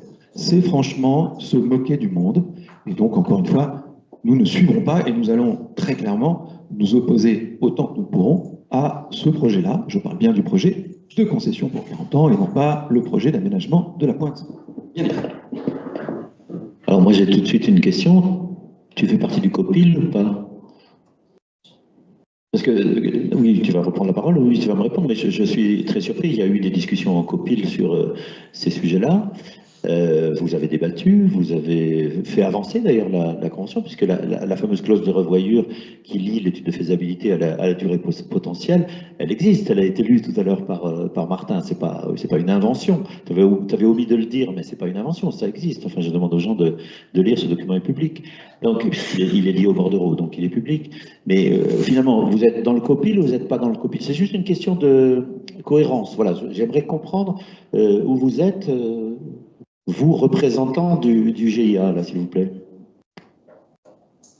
Répondre à Monsieur le maire, vous savez, vous avez dit vous-même que la caméra était là pour servir de compte-rendu du conseil municipal. Donc, c'est bien, vous le maintenez, Monsieur le maire. Je vous invite à reprendre le début de mon intervention, parce que comme ça vous permettra de le mettre en mémoire. J'ai cité d'entrée, vous dire que les évolutions qui ont été obtenues en copil grâce à nos interventions portaient sur la possibilité de réviser la durée de la concession ou d'y mettre fin à la fin de l'étude de faisabilité. Donc c'est bien, vous êtes 1, 2, 3, 4 à la répéter, mais le mieux c'est peut-être d'écouter les interventions de vos confrères, ça vous évitera de répéter les mêmes choses. Et en copil, nous avons une discussion assez longue sur le sujet où je suis intervenu plus de 10 minutes pour expliquer ma parfaite opposition par rapport à cette durée et pour expliquer exactement ce que je viens de dire dans ce conseil municipal. La durée de la concession doit être une variable et non pas un axiome de base. Voilà, je n'ai pas été entendu. C'est votre choix, mais j'ai clairement participé au copil et de manière extrêmement active. Voilà, je regrette de ne pas avoir été entendu et donc dans la continuité, nous n'adhérons pas à ce que vous nous proposez ce soir. Voilà, les choses sont simples, je crois. Nous sommes cohérents, monsieur le maire. D'accord, donc tu restes dans le copil. Si j'ai bien compris ta conclusion, tu restes dans le copil. Tu continues à travailler dans le copil. Voilà, donc ok, je note que tu fais bien partie du copil. Non, parce que des fois on a un pied dedans, un pied dehors, on ne sait pas trop quoi. Les deux pieds dedans, mais pas dans le même sabot quand même. Fais gaffe. Hein.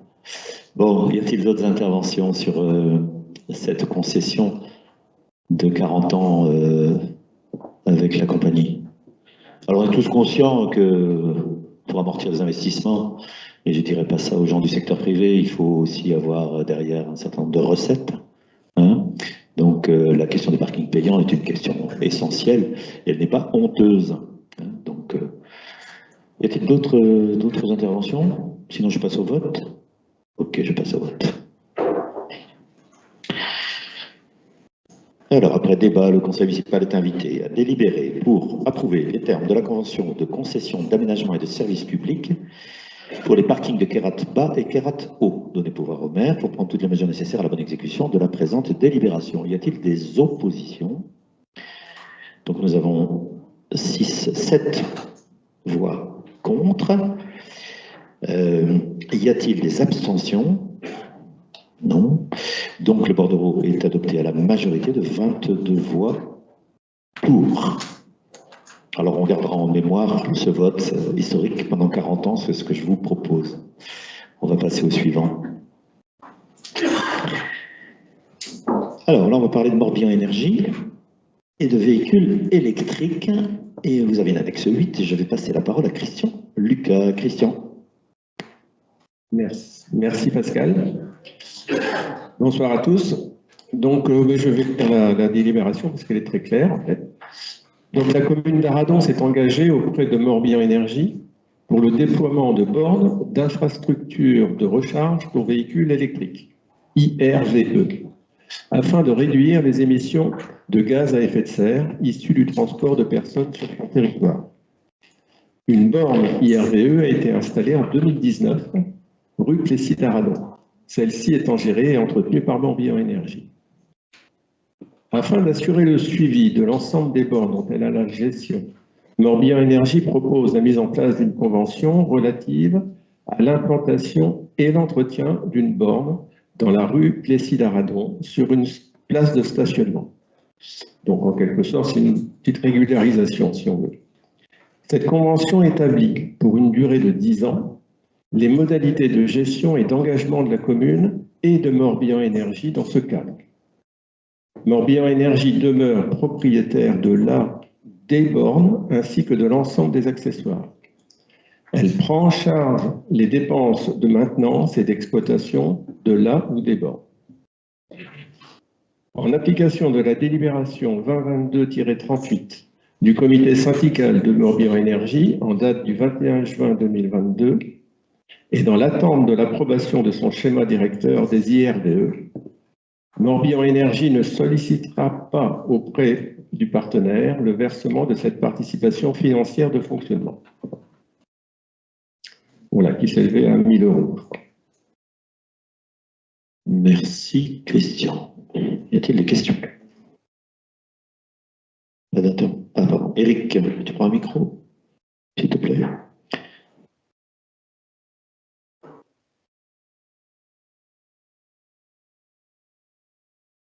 Juste pour relever, donc, parce que les travaux rue Plessis-d'Arradon, une partie du moins dans la partie du haut de la rue jusqu'à la médiathèque sont finis. Et la borne va se trouver donc à quel endroit? Elle est déjà mise? Il n'y a qu'une borne, parce que j'ai été étonné justement. Les travaux terminés, dont on sait, comme c'est marqué, que pour limiter donc, les émissions de gaz à effet de serre, on ira certainement vers peut-être pas le couple électrique, mais beaucoup électrique. Alors, est-ce que 2 bornes sur le Plessis d'Arradon, ce sera suffisant dans les années? Alors, Martin, tu as des infos là-dessus? Lors des travaux rue Plessis, on a légèrement déplacé la borne qui préexiste depuis 2019. Il a été envisagé d'installer une deuxième borne qui coûterait 40 000 €. On a donc décidé d'attendre et éventuellement de l'envisager ultérieurement, mais pas dans le cadre des travaux immédiats. Le câblage permettrait d'installer une deuxième borne. C'est tout ce que je peux dire. D'accord, donc c'est prêt pour l'éventualité d'une deuxième borne, c'est ça que ça veut dire, au cas où. Ok, merci pour ça. Pardon, Christian. Il y a la possibilité aussi d'installer une borne rue Gégat, au bout de la rue Gégat. Il y a aussi des fourreaux qui sont mis. Gérard. Il y a 2 emplacements pour brancher 2 voitures. Merci pour ces précisions. Donc, on est prêt à évoluer. Ok. C'est bon? Après débat, le Conseil municipal est invité à délibérer pour approuver la signature de la convention avec Morbihan Énergie telle que rédigée en annexe. Donner pouvoir au maire pour prendre toutes les mesures nécessaires à la bonne exécution de la présente délibération. Des oppositions, des abstentions, adoptées à l'unanimité des présents et représentés. Délibération 51. Nous allons parler des tarifs du restaurant municipal. Pour la prochaine rentrée, je passe la parole à Marie-Made Bréant. Marie-Made.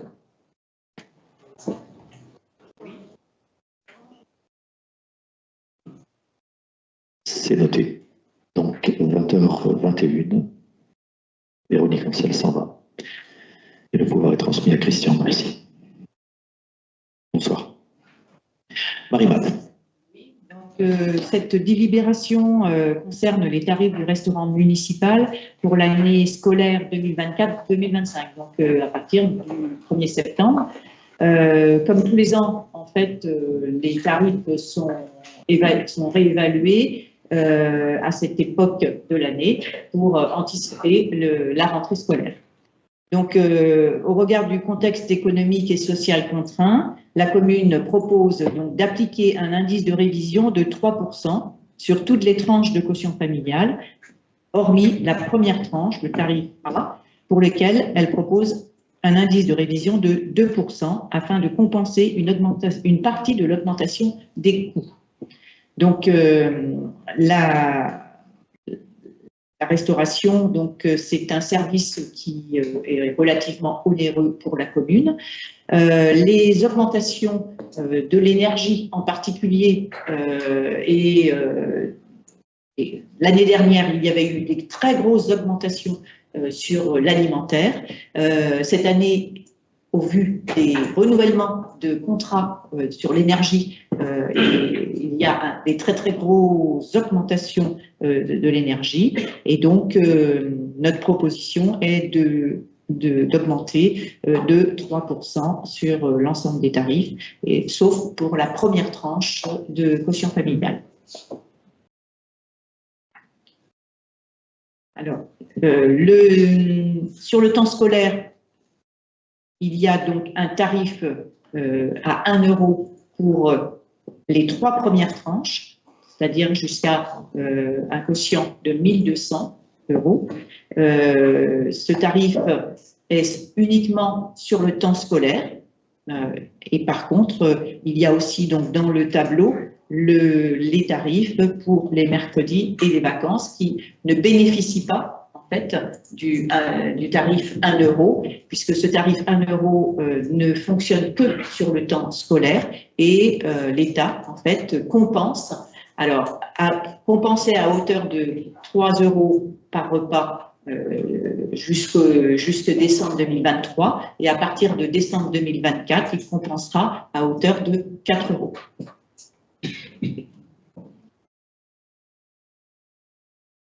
C'est bon, Marie-Made? Merci. Y a-t-il des questions, des interventions?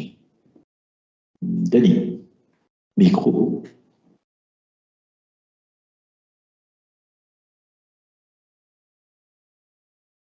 Vous m'entendez, oui. Avec 3% d'augmentation, la hausse cumulée en 4 ans atteint 17%, soit 2 points de plus que l'inflation. Faire payer aux familles aradonnaises plus que l'inflation n'est pas acceptable. Le partage de l'effort entre les parents d'enfants scolarisés et la commune doit être équitable.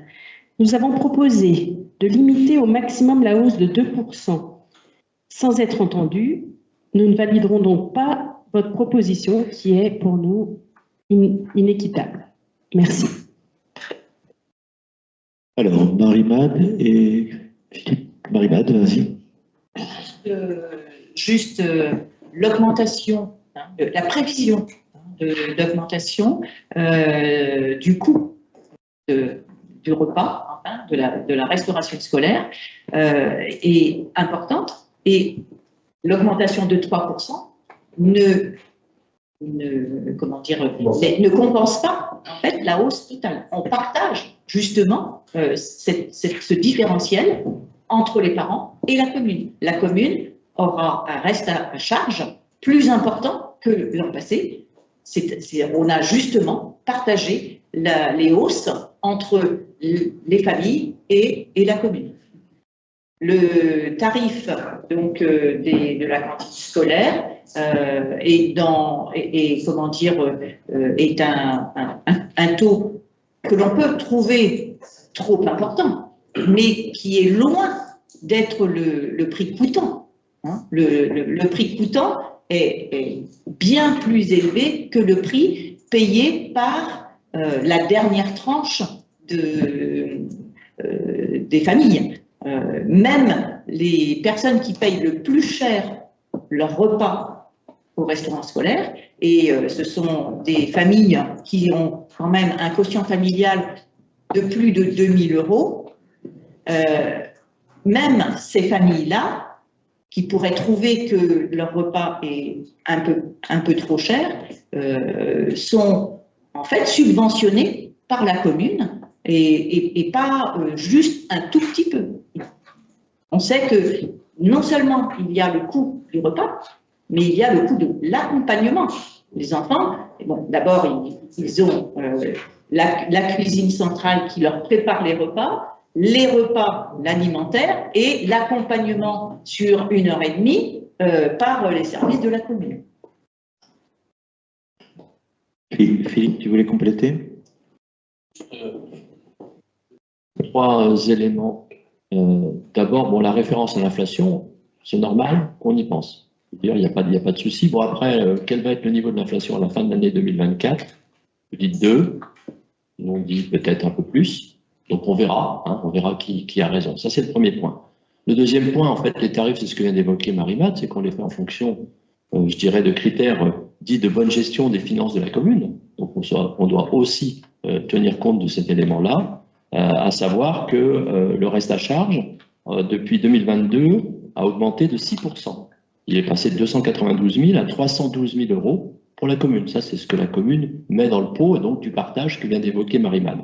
Et puis, il y a un troisième élément qui me paraît important, c'est l'élément de la qualité des produits, et notamment de la montée en puissance des produits bio, produits locaux, etc. Donc ça veut dire que ça aussi, ça a un coût. Et donc ça fait partie, certes, là sur le premier volet de l'alimentation, du coût de l'alimentation, mais ça c'est important. Je rappellerai qu'on augmente effectivement de 3% et que le total de nos charges augmentera cette année de 4,4% sur le bilan de la cantine, sur le compte d'exploitation de la cantine. Merci Philippe. Marie-Made à nouveau. Sans parler qu'on prévoit, donc là, c'est l'année 2024-2025, c'est-à-dire que ces tarifs, ils seront appliqués jusqu'en septembre 2025.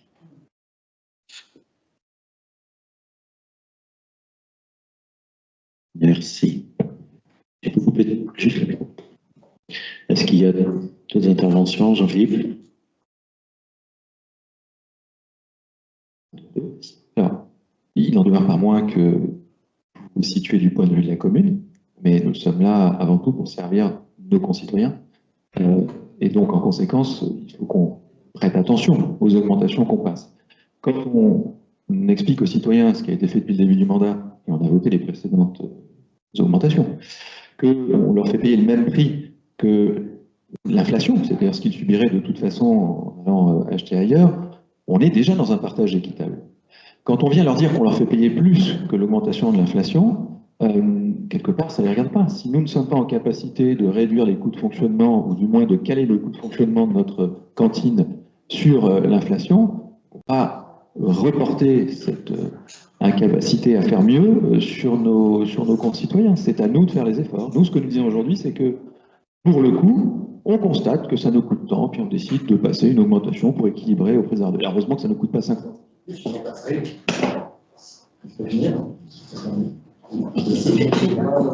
Non, c'est... Donc, heureusement que ça ne coûte pas 50% de plus, sinon on leur dirait qu'il faut qu'ils payent 50%. Vous voyez, le raisonnement, à mon avis, est un peu fallacieux sur le sujet. Et le fait qu'il y ait un reste à charge, oui, c'est le cas de toutes les communes de France, c'est le cas de toutes les communes de l'agglo, et vous savez très bien que nous avons eu cette comparaison pendant la commission jeunesse et école, qui montre au passage que les Arradonnais, quelle que soit leur quotient familial, à part ceux qui bénéficient du dispositif à 1 euro, mais qui, je rappelle, est payé par l'État, et qui, au passage, je vous l'ai dit depuis longtemps, prendra un jour fin, et ce jour-là, je ne sais pas comment on fera, mais on verra ça en son temps. Nous sommes parmi les tarifs les plus élevés de toute l'agglo, enfin, en tous les cas, de ceux qui sont comparables, qui nous sont comparables. Donc, on voit bien que là, on est aux limites du système. C'était pas grand-chose qu'on demandait. On demandait de limiter à 2% pour que, au moins, l'inflation subie ou les augmentations subies en 4 ans par les Arradonnais soient l'équivalent de l'inflation. Après, c'est à nous de bosser pour arriver à optimiser le reste. Bon, voilà, on n'a pas été entendu. Encore une fois, c'est votre choix, mais on vous explique pourquoi nous aurions voté en nous limitant à 2%. Là, à 3%, on trouve qu'on ne fait pas l'effort. Voilà. D'autres interventions? Non. Bon, on rappelle quand même, hein, en résumé de ce que vous avez dit, que le coût d'un repas chargé, d'un vrai repas, le coût réel d'un repas, c'est un petit peu plus que 9 euros, si on regarde sur l'année, hein, tous les repas fournis à la cantine. Et puis les tarifs s'élaborent entre, alors je ne compte pas le 1 euro, qui est effectivement un dispositif particulier, mais entre 2,23 et 6,52, si on regarde les tarifs que nous allons voter dans quelques temps, hein, entre 2,23 et 6,52, ce qui veut dire que le delta entre les deux, c'est bien la prise en charge par le budget municipal, qui est un choix de service public, bien entendu. Voilà, je vous propose qu'on passe au vote. Alors, après débat, le conseil municipal est invité à délibérer pour approuver la nouvelle grille tarifaire du restaurant municipal pour l'année scolaire 24-25, applicable à partir du 1er septembre 2024. Autoriser le maire à prendre toute disposition et signer tous les documents nécessaires à la bonne exécution de la présente délibération. Des oppositions? 6 oppositions. Oui, on en compte bien 6. Des abstentions? Non.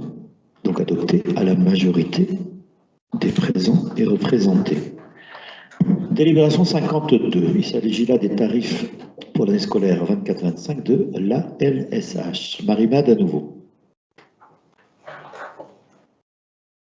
Donc, de la même manière que nous votons les tarifs du restaurant municipal, nous devons donc aussi délibérer sur les tarifs de la LSH, périscolaire, extrascolaire et club pour l'année 2024-2025. Donc, sur le même principe, nous proposons donc une augmentation de 3%, et sauf pour la le premier quotient, avec une augmentation de 2%.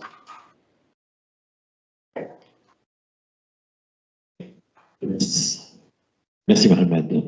Des réflexions? Des remarques? Je passe donc au vote. Alors. Ah non, attends, t'as pas de site. Pardon. Tableau. Oui. C'est crédit scolaire dans le premier tableau. Accueil de loisirs extrascolaires, donc mercredi et vacances. Et puis accueil ado, mais le tableau il est voté, mais en fait il n'y a pas de modification, puisque là ce n'est pas une augmentation, c'est simplement pour les sorties où la commune donc aide à hauteur de 40% pour les 2 premières tranches, à hauteur de 25% pour les 3 autres tranches, et puis les extérieurs 20%. Donc, mais là, c'est juste une aide en fonction du coût de la sortie, hein, mais ça n'a pas évolué depuis l'année dernière. Merci. Alors, y a-t-il des interventions? Ah, Jean-Philippe. Ce sera le même vote, si ça fait, je crois, comprendre. Alors, après le débat, le conseil municipal est invité à délibérer pour approuver les nouvelles grilles tarifaires des accueils de loisirs pour l'année scolaire 24-25, applicables à partir du 1er septembre 2024. Autorisez le maire à prendre toutes les dispositions et signer tous les documents nécessaires à la bonne exécution de la présente délibération. Des oppositions? 6 oppositions. Des abstentions? Non. Adopté donc à la majorité. Les présents et représentés. Délibération 53. À nouveau Marie-Mad pour les tarifs d'un stage cirque. Marie-Mad. Dans le cadre de la programmation d'été, l'accueil de loisirs propose un stage cirque du 8 au 12 juillet à destination donc de l'ensemble des enfants participant à la LSH, c'est-à-dire de 3 à 11 ans, sous chapiteau sur le terrain de Valbraz, en partenariat avec le cirque Alessandro Leasing. Donc ce projet s'inscrit dans les orientations du projet éducatif. Il permet la découverte de la pratique de nouvelles formes d'expression, développant la créativité et l'imaginaire, découverte de l'univers et des arts du cirque, et création d'un spectacle sous chapiteau avec collaboration des gens du cirque. Donc il favorise le lien social par des rencontres intergénérationnelles et puis des échanges interâges grâce à la participation de toutes les tranches d'âge. Les résidents de l'EHPAD pourront être conviés à la répétition générale, accompagnés par les jeunes du club, et les familles participeront au spectacle de fin de semaine.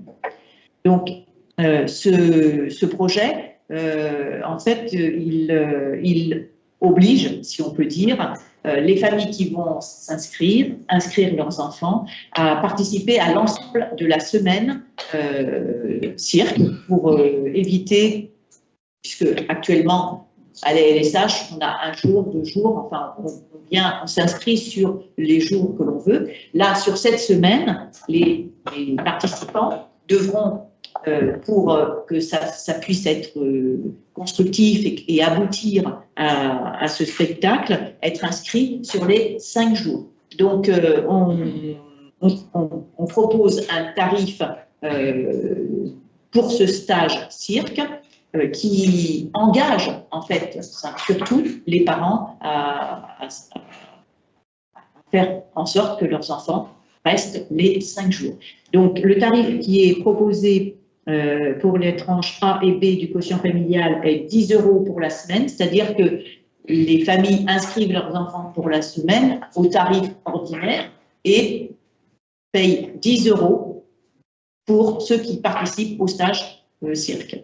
Et pour les autres tranches et les extérieurs, un tarif de 20 €, donc qui s'ajoute au prix de la semaine. Ensuite, on vote aussi donc un tarif entrée de spectacle, fin de stage, donc avec une entrée à 5 € et une gratuité pour les moins de 12 ans. Voilà les tarifs que l'on propose au vote. Merci Marie-Mad. Merci. Y a-t-il des interventions? Non. On a du nouveau sur le terrain de Valbraz ou pas? pour l'instant, on n'en sait rien. On ne sait pas encore. Parce que bon, le terrain de Valraz a été endommagé par donc, le festival et les intempéries. Donc, le cirque devait se tenir là. Et donc, pour l'instant, on étudie soit d'autres solutions, soit une remise en état, voilà, à minima, enfin, en tout cas. Donc, pour l'instant, on n'a pas encore d'assurance sur le lieu sur lequel on va pouvoir monter les chapiteaux du cirque. Merci. Ça concerne, alors pour le dire aussi, ça concerne plus de 60 enfants, en fait, qui pourraient être concernés par le stage. 60 enfants qui seront inscrits sur le stage, donc. Même 65. Voilà. Alors, merci pour l'info, mais effectivement, la responsabilité sur le terrain, c'est les festivaliers, mais c'est aussi la pluie qui est tombée avant, pendant et après. On ferait le nécessaire pour s'en sortir, et puis sinon, il faudra trouver un plan B. Hein, mais on y pense. Merci Marie-Mad. Pas de remarques. Je passe au vote. Après débat, le conseil municipal est invité à délibérer pour approuver les tarifs du stage cirque tel qu'indiqué ci-dessus, donner pouvoir au maire pour prendre toutes les mesures nécessaires à la bonne exécution de cette délibération et signer tous les documents nécessaires à sa mise en œuvre. Les oppositions? Abstention? Adopté à l'unanimité des présents et représentés. Délibération 54. Alors, il s'agit de la convention territoriale globale qui va faire l'objet de 2 bordereaux. Et c'est à nouveau Marie-Mad qui va nous parler du premier sur une prolongation de convention. Marie-Mad. Donc, ce bordereau, c'est un avenant en fait, à la convention territoriale globale. Donc, par délibération du 16 novembre 2021, la commune d'Arradon a acté la mise en œuvre d'une convention territoriale globale en partenariat avec la CAF du Morbihan, GMBA et les 34 communes du territoire pour la période du 1er janvier 2021 au 31 décembre 2024. La démarche CTG, donc à échelle communautaire, a été déployée seulement à partir de juin 2022 dans le champ des thématiques priorisées par les communes. Donc pour cette période, ça a été la petite enfance, l'enfance jeunesse, l'animation de la vie sociale, et puis sur des thématiques transversales vers le handicap et puis la parentalité. Donc, lors du comité de pilotage du 14 décembre 2023, l'information d'une modification des procédures de renouvellement a été transmise par la CAF. Et donc, le bilan des actions menées, le diagnostic et le plan d'action en découlant doivent désormais être réalisés avant le terme du contrat.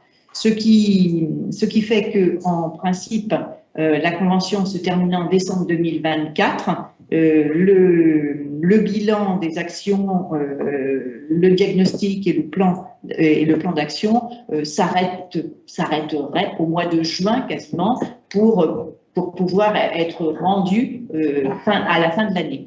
La mise en place de cette CTG a été un petit peu longue, hein, et donc ce qui est proposé, c'est de la prolonger à la demande d'ailleurs de la CAF aussi, parce que ça correspond aussi avec leur fin de contrat, donc au 31 décembre 2025. Et donc, on doit passer une délibération là-dessus. Donc, dans cette charte donc, rattachée à la CTG, on a une personne qui est donc GMBA qui co-anime le contrat avec la CAF, et donc il y a une chargée de coopération CTG qui anime cette CTG. Mais on va en reparler dans la deuxième. Là, on reste sur la prolongation en fait d'1 an du travail qui est entamé depuis 2022. Merci. Des interventions sur cette partie-là? Non. Après débat, le conseil municipal est invité à délibérer pour approuver la décision de principe relative à l'avenant de prolongation de la CTG, donner pouvoir au maire pour prendre toutes les mesures nécessaires à la bonne exécution de cette délibération et signer tous les documents nécessaires à sa mise en œuvre. Des oppositions? Des abstentions? Adopté à l'unanimité des présents et représentés. Délibération 55. La charte de partenariat dont parlait Marie Ribad, annexe numéro 9. Je te laisse la parole. Donc, cette charte de partenariat qui est rattachée donc, à la CTG, donc c'est une charte entre les communes, comme je vous disais, l'agglomération et la CAF. Elle a pour objet de préciser le cadre de coopération entre les différentes parties et donc en vue de contribuer aux objectifs qu'elles se sont fixés. C'est-à-dire qu'il y a eu donc des thématiques prioritaires qui ont été données et on travaille donc en collaboration entre communes sur ces différents domaines. Par exemple, au niveau de la petite enfance, c'est la réunion entre les différents RPE, par exemple, relais petite enfance, des différentes communes, des ALSH, les responsables d'ALSH, avec des élus référents aussi, pour travailler ensemble et voir quelles sont les orientations que chaque service peut amener pour améliorer les services, pour voir quelle coopération on peut avoir entre communes et avoir aussi peut-être des actions communes sur les différents thèmes. Donc, il y a donc une chargée de coopération, comme je vous le disais, qui anime cette CTG. Dans chaque commune, il y a un référent technique et un référent élu. Pour la commune d'Arradon, donc c'est Karen Evin, qui est responsable du pôle famille, qui est référente technique, et donc moi-même pour référent élu, en sachant quand même que toutes les rencontres qui ont eu lieu sur les différents thèmes impliquent des personnels qui sont dans le RPE ou à la LSH ou au multi-accueil, avec donc des plans d'action, des réunions de territoire, et puis aussi des journées ressources. Il y a aussi donc un espace collaboratif sur lequel en fait les acteurs peuvent apporter un certain nombre de dossiers et sur lesquels on travaille régulièrement. Ça a mis un petit peu de temps à démarrer, mais là c'est vrai que c'est vraiment productif, et il y a aussi des contacts entre les communes sur les différents services, et je pense que c'est un plus pour l'amélioration des services et puis de leurs évolutions. Parce qu'on voit que chaque commune, dans ses services, a un certain nombre de problématiques qu'elles peuvent partager entre elles et aussi avoir de bonnes idées pour les résoudre. Alors, je vais lire le bordereau.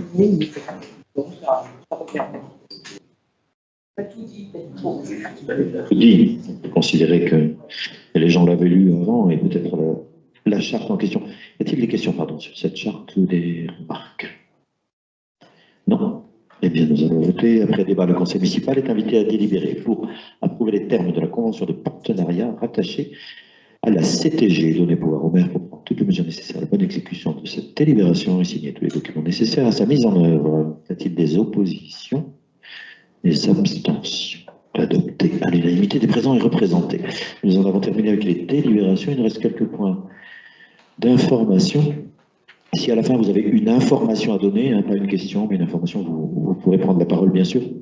Donc, les conventions de mise à disposition que j'ai signées, parce que j'ai le droit, vous en avez tout un tableau. Donc, je ne sais pas, est-ce qu'il y a des questions particulières sur ces conventions de mise à disposition de salles ou d'espace? Non, rien de particulier.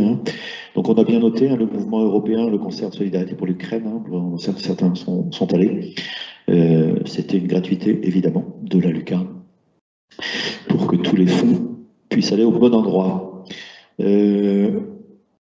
Point 18, les décisions que j'ai pu prendre, il y en a 2 sur des demandes de subvention au titre du programme de solidarité du département.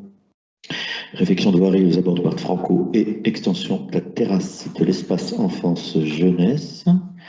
Alors, je peux vous donner les montants. Donc, on avait, dans un premier cas, 31 420 € de travaux et 6 284 € de subvention. Dans le deuxième, 17 246 de travaux et 3 449 de subvention. Pas de questions là-dessus. Toujours information, la carte achat public, vous avez 4 achats qui sont répertoriés. Pas de questions.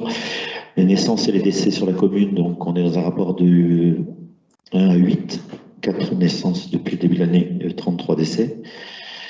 Et puis la dernière information, c'est le tirage au sort des jurés d'assises. Vous avez la liste des personnes qui ont été tirées au sort dans cette même salle ouverte au public. On n'était pas très nombreux, mais ça a été fait ouverte au public, comme à chaque fois, c'est une obligation. Avant qu'on me pose la question, il y a dans la liste une personne, je la cite, hein, c'est volontaire, c'est public de toute façon. Il s'agit d'Arnaud Calonne, notre ancien prêtre affectataire, qui a été tiré au sort sur la commune d'Aradon, alors qu'il est maintenant à Guidel, c'est ça? Guidel, de mémoire. Hein. Donc Arnaud a été tiré au sort, tout simplement parce qu'il n'avait pas fait son changement d'adresse. Voilà, je ne ferai aucun commentaire, mais ce tirage au sort est valable, hein, puisque les jurés sont tirés sur l'ensemble du département, et donc pour le tribunal, ça reste valable. Après, ils font leur sélection, les gens viennent, ne viennent pas, etc. C'est une autre histoire, mais elle ne nous appartient pas. Voilà ce que je voulais dire. Y a-t-il des infos à transmettre? Je dis bien pas des questions, mais des infos à transmettre à l'Assemblée et au public. Dany, une info? Vas-y. Alors, c'est pas sur Aradon, mais je fais partie C'est pas grave, on accepte tout le monde.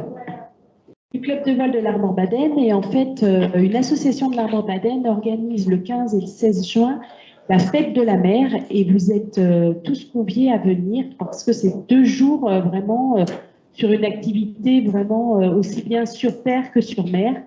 Et si on peut faire un peu de publicité, ce serait bien pour eux. C'est pas mon association, mais voilà, je pense que ça peut être... On a entendu. Merci Dany. Y a-t-il d'autres infos sur les jours qui viennent? Patrick, non, il n'y a rien de particulier. À part les élections européennes le 9 juin quand même. Donc les élections européennes le 9 juin, l'organisation des services s'est mise en place, ça n'a pas été simple avec les 38 listes, parce qu'il faut mettre des tableaux, il faut que ce soit en continuité, donc on a eu quelques soucis, notamment avec le local des minoritaires, on a été obligé de prolonger un petit peu sur votre porte, parce qu'il est impossible de faire un panotage avec une rupture de panotage. Voilà. Donc on a fait au mieux pour tout le monde. On n'aura pas tout le matériel électoral. Je crois que bon, tout le monde s'est plus ou moins, enfin, Claire a vu avec tout le monde pour participer, bien entendu, au bureau de vote. Hein, il n'y a qu'un tour, donc c'est un peu moins lourd. On est en train de régler la question de l'installation le vendredi soir dans l'ensemble des bureaux de vote. Ça devrait bien coller. Pour l'instant, ça va. On verra ça le dimanche en question. Voilà, chers amis, je clôt ce conseil municipal. Je vous souhaite une très bonne soirée. Que vous soyez ici au bout de la caméra. Et je vous dis au mois prochain. Merci.